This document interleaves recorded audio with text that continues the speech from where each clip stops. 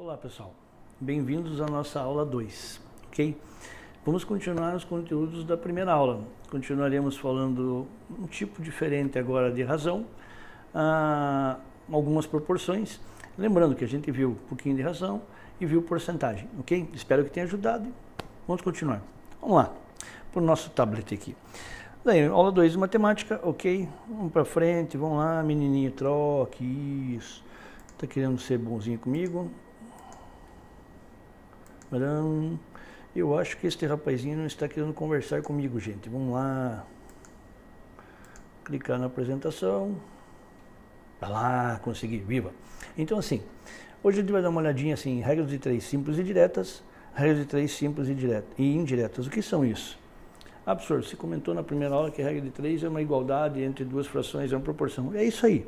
Só que tem um probleminha. Nem sempre eu posso simplesmente igualar duas frações e sair multiplicando. Aquilo que você fazia normalmente no ensino fundamental, multiplicava cruzado.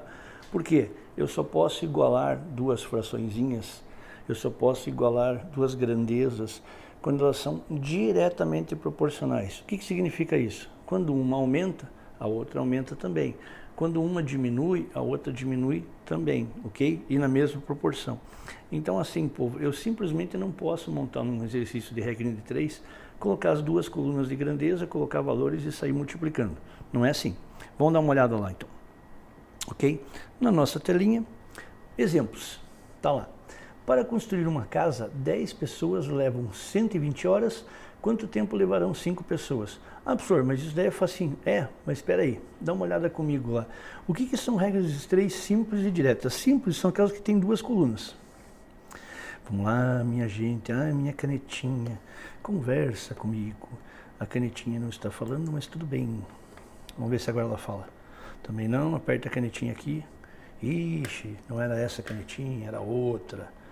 Tá lá, Ó, um tempo eu aprendo. Daí assim, o que são simples? Simples porque elas só têm duas colunas, povo, ok? E diretas. Diretas o que eu falei para vocês. Quando uma aumenta, a outra aumenta também. Quando uma diminui, a outra diminui também. E proporcionalmente, ok? Depois eu mostro essa proporcionalidade.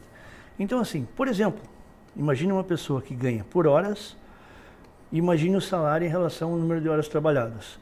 Uma pessoa que trabalha mais vai receber mais, uma pessoa que trabalha menos vai receber menos. Então, as duas são diretamente proporcionais, ok?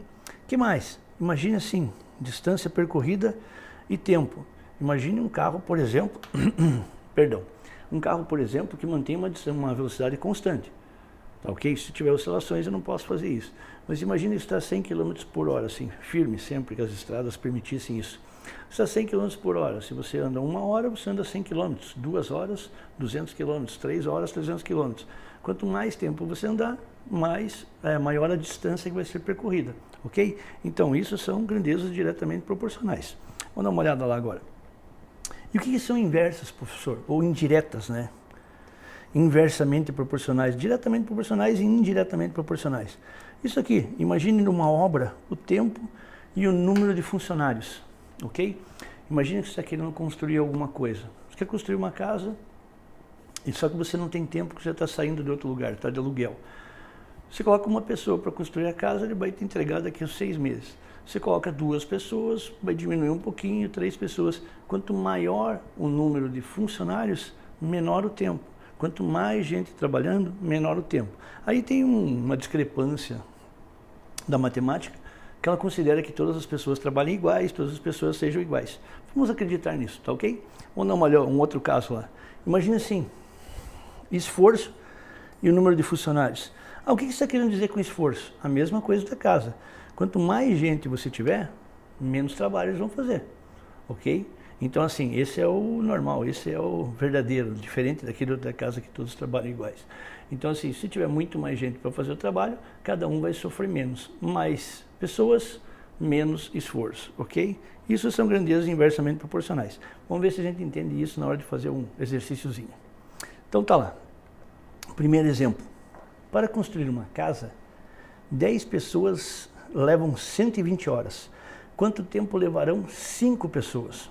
Professor, tranquilo. Você sabe que uma coisa que quase sempre as pessoas fazem assim, se 10 pessoas levam 120, 5 vão levar, sei lá, professor, 240, 60, vamos ver o que acontece. Então assim, regrinha de 3, coloque as suas duas grandezas. O que é grandeza? Tudo que pode ser medido.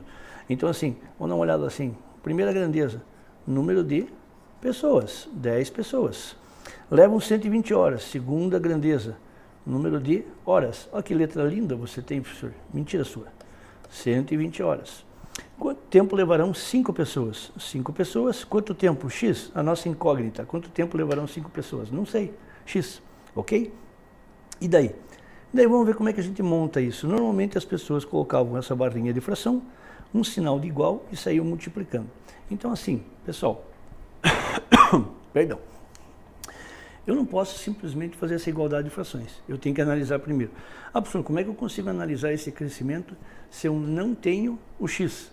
Mas você consegue tentar imaginar o que vai acontecer com ele. Como? Eu mostro para vocês.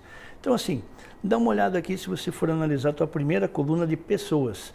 De 10 para 5, esse valor diminuiu, ok? Então, de 10 para 5, olhando de cima para baixo, esse valor diminuiu. 120 horas para x. Professor, como é que eu vou adivinhar? É x? É simples. Imagina assim, se você tem 10 pessoas, essas 10 pessoas vão levar 120 horas, se você diminuir o número de pessoas, isso que significa essa flechinha, está para baixo, está diminuindo. Tem gente que coloca um sinal de menos, tem gente que coloca a letra D, de diminuir. Então assim, se você diminuir o número de pessoas, sei lá, 5 ficaram doentes, o que vai acontecer com o número de horas? Se você diminuir isso daqui para 5, eu tenho certeza que vai levar mais tempo. Opa, então assim, então esse lado vai aumentar. Exatamente. Perdão novamente. Esse lado vai aumentar. Então assim, eu posso colocar a flechinha para cima para dizer aumentar, eu posso colocar um A para dizer que aumenta, tem gente que coloca um sinal de mais. Tá, professor, e daí? E daí quando você tem essas duas colunas, que uma está crescendo e a outra está diminuindo, você não pode simplesmente igualar as duas. Lembre-se assim, se as duas flechinhas estiverem para cima ou para baixo, eu igualo. Se elas estiverem em sentidos contrários, eu não posso igualar. Tá, e daí você faz o quê? Arrume. Assim é. Por exemplo, se a tua primeira grandeza tivesse em 10 e 5 e a flechinha para baixo, e a segunda tiver 120 e x e a flechinha para cima, então eu não posso igualar as duas. Tá, e o que eu faço? Mude uma das duas. Se o sentido de uma das duas tiver mudado, elas já estarão para o mesmo sentido, para o mesmo ladinho. Então assim, eu posso fazer assim, por exemplo, 10 está para 5, x está para 120. Por quê? Se a flechinha aqui estava decrescendo e se aqui ela estava crescendo, a hora que você alterna, a flechinha vai para baixo. A hora que você inverteu, ambas estão no mesmo sentido. Tá, e daí? E aí agora eu posso multiplicar isso aqui cruzado. Essa é a tua regrinha de 3.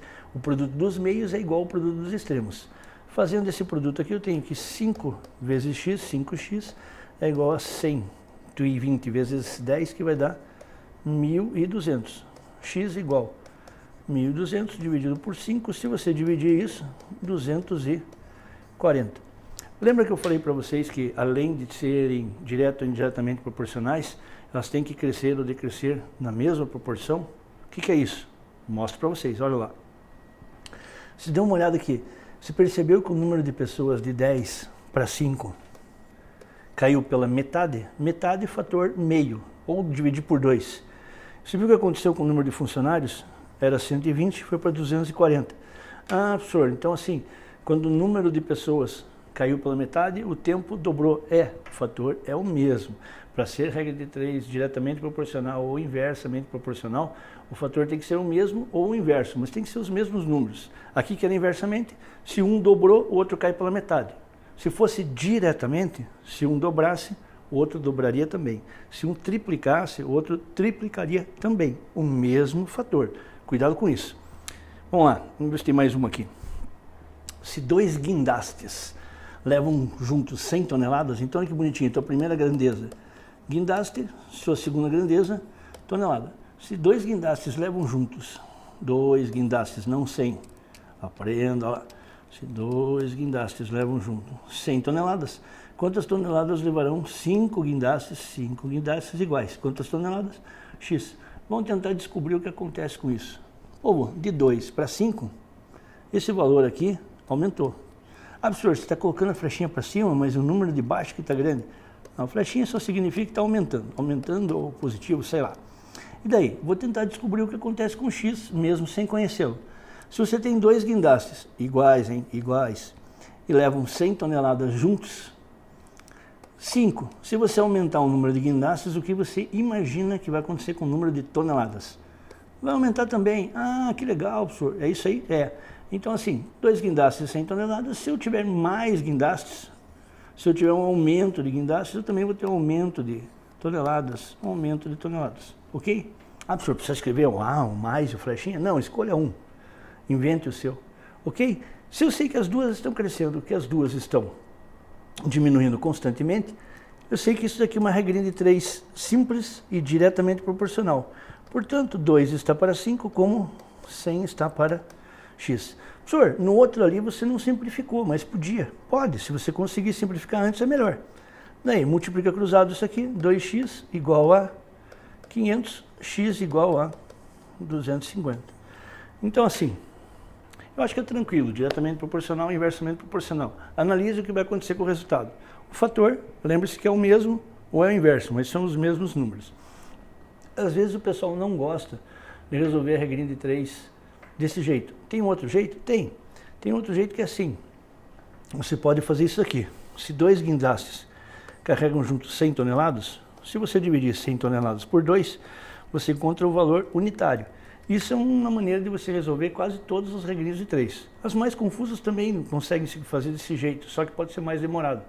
Descubra quanto que uma unidade faz, o quanto de trabalho ela faz, o quanto de valores ela consegue levar, o quanto ela consegue transportar. Descubra a unidade. No caso, a nossa unidade é o guindaste. Um guindaste só, 50 toneladas. 5, é só multiplicar, ok?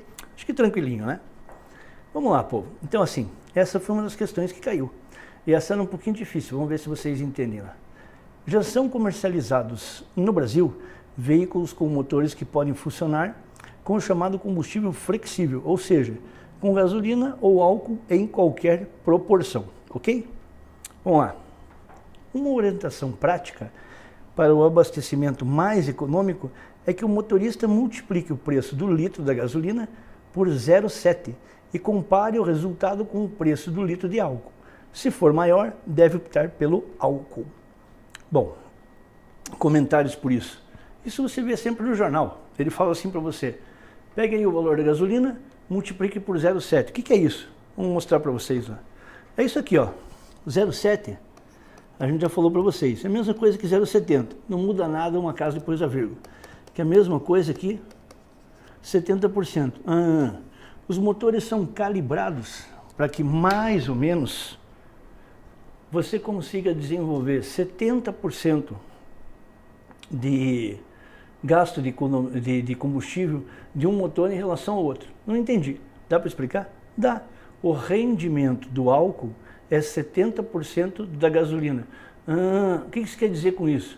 Quer dizer o seguinte, se por exemplo, você colocar 100 litros de álcool, eu vou fazer um consumo louco, mas para você entender, 100 litros de álcool e 100 litros de gasolina, digamos que os dois carros consomem muito. Com 100 litros de gasolina, você conseguiria andar, por exemplo, 100 km. Com 100 litros de álcool, você conseguiria andar 70. É esse o fatorzinho que eles colocam. Então, assim, você sempre consegue andar, por causa da regulagem dos motores, 70% da gasolina no álcool. Então, se o preço estiver ali, compensa. Quando é exatamente 70%, tanto faz qualquer um dos dois. Se você colocar gasolina, vai ser mais caro, mas você vai andar mais. Se você colocar álcool, vai ser mais barato, mas você vai colocar um volume maior, que vai acabar acertando os dois, ok? Vamos voltar. Daí, ele diz o seguinte, a razão dessa orientação, é aquela explicação que eu dei, deve-se ao fato que, em média, se com um certo volume de álcool o veículo roda 10 km, com igual volume de gasolina, rodaria cerca de, e é isto que ele quer fazer, cerca de quantos quilômetros? Cuidado com pegadas, hein? No próprio exercício tinha lá a história dos 7 décimos, e daí ele coloca uma coisa assim, ó, o veículo roda 10 km, falou, ó, professor, o 10 já está aqui, está lá o 7, vamos dar uma olhada. Tem a resposta 7, professor, não precisa fazer nada. Cuidado com isso. Olhe bem a pergunta, quer ver assim, ó. Se o volume de álcool de um veículo roda 10 km, então assim, ó, com álcool você anda 10 km. Com gasolina você anda quanto? Lembra que a gente acabou de falar, né? Com gasolina você acaba rodando mais, ok? Você pode ter menos combustível, mas você acaba rodando mais. Então cuidado ali, que ele fala assim, que com o mesmo volume ali, com álcool você andou 10, então com gasolina você vai andar quanto? 7? Dançou já, hein? Vamos lá, vamos para os cálculos. Como é que eu consigo montar isso daqui? Vamos lá, gasolina e álcool, olha que bonitinho. Então assim, como é que ficou isso daqui? Vamos dar uma olhada lá. Eu consigo fazer quantos quilômetros assim com gasolina e com álcool? Dá uma olhada lá. A cada 10 quilômetros que eu consigo fazer com gasolina, eu consigo fazer 7 com álcool. Vê se você concorda com isso. Cada 10 quilômetros que você consegue fazer com gasolina, você consegue fazer 7 com álcool. Esse é aquele fator, 7 décimos, está lá. Beleza? Que mais? Olha o que ele falou. Se você conseguiu andar 10 com álcool, quantos você conseguirá andar com gasolina? Professor, bacana, é isso aí. É assim, como é que eu sei se é diretamente proporcional ou inversamente proporcional? Esse é facinho, né? Se para você andar mais quilômetros você vai gastar mais álcool, para você andar mais quilômetros você também vai gastar mais gasolina. Isso é óbvio. Esse eu acho que não precisa nem pensar, né? Por uma distância maior, mais álcool. Por uma distância maior, mais gasolina. Não tem muito o que pensar. Daí, os dois são diretamente proporcionais. Tá lá. E aí, multiplica essa coisa cruzadinho. 7x igual a 100. X igual a 100 sétimos. O pessoal lá perto de casa chama de 14, alguma coisa. Eu vou até ser bonzinho para vocês. E vou dividir isso. 1 dá 3, 4 dá 7, 28 e tal. 14,20 alguma coisa. Então olha que bonitinho. O valor deu 14,2. Muitas vezes vocês vão ver no Enem, rodaria cerca de, aproximadamente. Então assim, povo, acostume com essas respostas. Muitos cálculos do Enem. Não se preocupam que você faça a divisão até a 15ª casa depois da vírgula. Uma das competências que são cobradas na prova é você ter ideia para você ponderar valores, para você imaginar o que vai acontecer com valores, para você estimar. A estimação ali é aquilo ali, 14, alguma coisa. Eu não preciso fazer toda a divisão. Em outros exercícios você vai ter que mostrar que sabe fazer a divisão. Não é o caso aqui, ok? Então vamos lá, volta para a telinha. 14,2 é aproximadamente 14. Daí, exercício facinho, deixa eu ver a data de novo. É no exercício de 2004, ok? Então tranquilinho, acho que todos felizes. Tá lá, 14, acertei, viva, uhul, ó. Mais uma, povo, um bacaninha aqui também, Enem de 2005. E você pode ter certeza, as questões que a gente escolheu, as matérias que a gente escolheu, são aquelas que estão em todos os Enems, todos. Impossível aparecer uma prova de Enem, sem proporção, sem regra de 3, sem porcentagem, ok?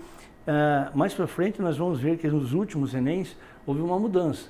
De vez em quando cai uma pergunta que é um pouco mais difícil do que acontecia antes.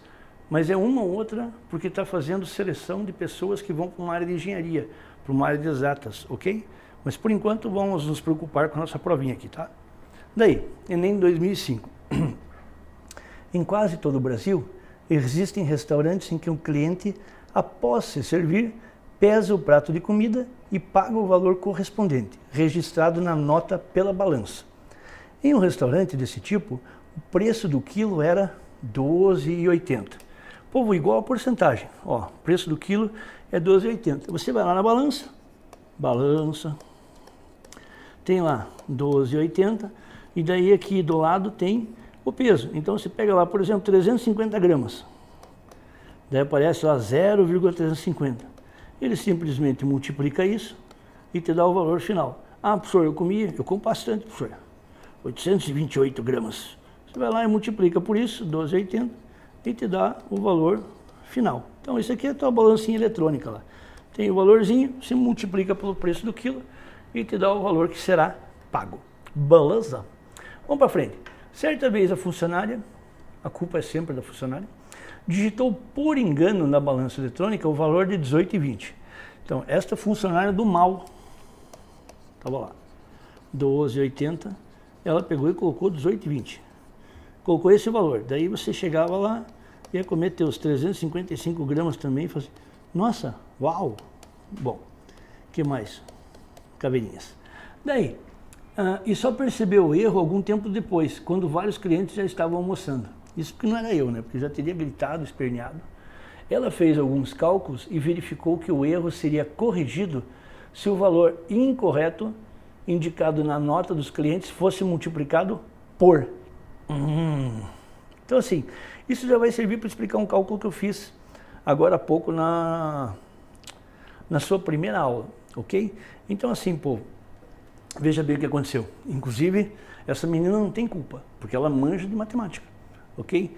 Existia um valor correto do preço do quilo, ela digitou o valor errado, ou seja, todo mundo ia, o valor era mais caro, todo mundo vai sair para pagar um valor maior, e daí assim, no caixa, como ela conhece matemática, o que vai acontecer? Ela vai multiplicar por um certo fator e vai voltar ao preço normal. Bacana isso, né? Vamos dar uma olhada lá. Primeira coisa, olhe bem, se o preço disso era 12,80 e ela acabou cobrando 18,20, ela acabou cobrando mais. Se você quer arrumar o preço na hora do caixa, se você vai fazer um acerto desse preço na hora do caixa, o que vai acontecer, pessoal? Se você multiplicar essa coisa por 1, alguma coisa, a gente falou na primeira aula, isso é mais do que 100%. Opa, peraí, professor. Então assim, se ela já pagou mais, se ela multiplicar por 1, alguma coisa, ele vai pagar mais ainda. É isso aqui, ó. Letra D e letra E é assassinato. O pessoal já estava sendo roubado, e aí vai ser roubado e muito. Professor, então assim, isso é uma das coisas que o Enem cobra muito. Eu estou analisando as respostas, eu nem resolvi ainda, mas eu tenho certeza que a D e a E não podem ser as respostas certas, ok? Se o valor vai diminuir, ele vai ser menor do que 100%. Menor do que 100% vai ser 0, alguma coisa, ok? Vamos lá. Daí, então agora vamos fazer os cálculos que a funcionária, inclusive me apresentem, se conhecer, gosto de pessoas que gostam de matemática. Daí assim, então a funcionária pegou o seguinte, o valor do quilo, tá lá, o valor do quilo e multiplicou, já falei para vocês, por 18,20. Na hora do caixa, ela vai multiplicar por um outro número que volta ao normal.